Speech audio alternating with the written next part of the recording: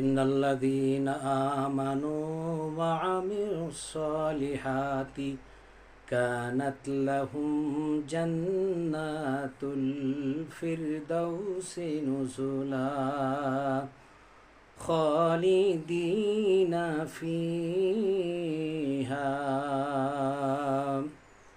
হুররিমাতুল জান্নাতু আলাল আম্বিয়ায়ে হাত্তা তাদখুলাহা ওয়া হুররিমাতি আলাল উমামে হাত্তা তাদখুলাহা জান্নাতি।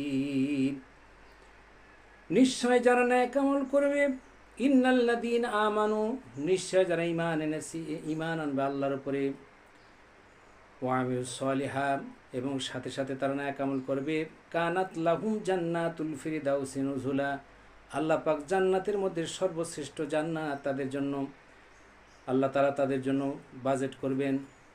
এবং এই সমস্ত ঈমানদার, যে সমস্ত ঈমানদারের এত দাম বেশি যে একজন ঈমানদারের জন্য 10টা সমপরিমাণ পৃথিবীর সমান জান্নাত আল্লাহ তাআলা দান করবে, যাদের ছোট্ট ঈমান আছে আর যার বদৌলতে জান্নাতে গেছেন।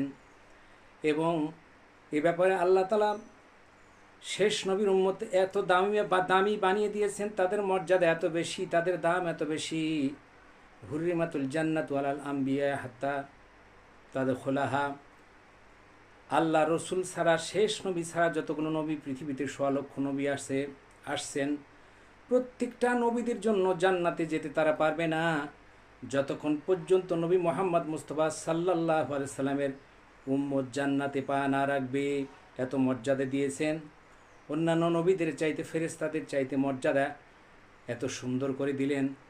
অথচ এই দুনিয়ার মানুষ রাসূলের উম্মত হওয়ার পরে আল্লাহকে ভুলে গেলেন, বেমালুম তারা আল্লাহকে ভুলে গেলেন।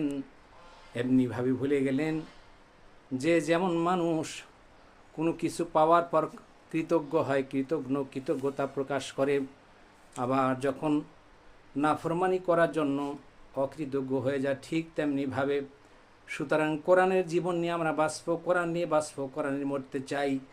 এই কোরআন আমাদের সাথী, এই কোরআনই আমাদের, কোরআনে কারিম আমাদের জীবনের সব সান্ত্বনা।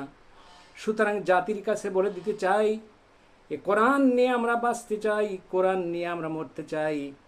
কোরআনের কেউ বিরুদ্ধে আচরণ করলে, যতক্ষণ পর্যন্ত প্রাণ আমাদের জীবনে বহাল আছে, জীবন দিতে পারি, কিন্তু কোরআনের কোনো অমর্যাদা আমরা হতে দিতে পারবো না।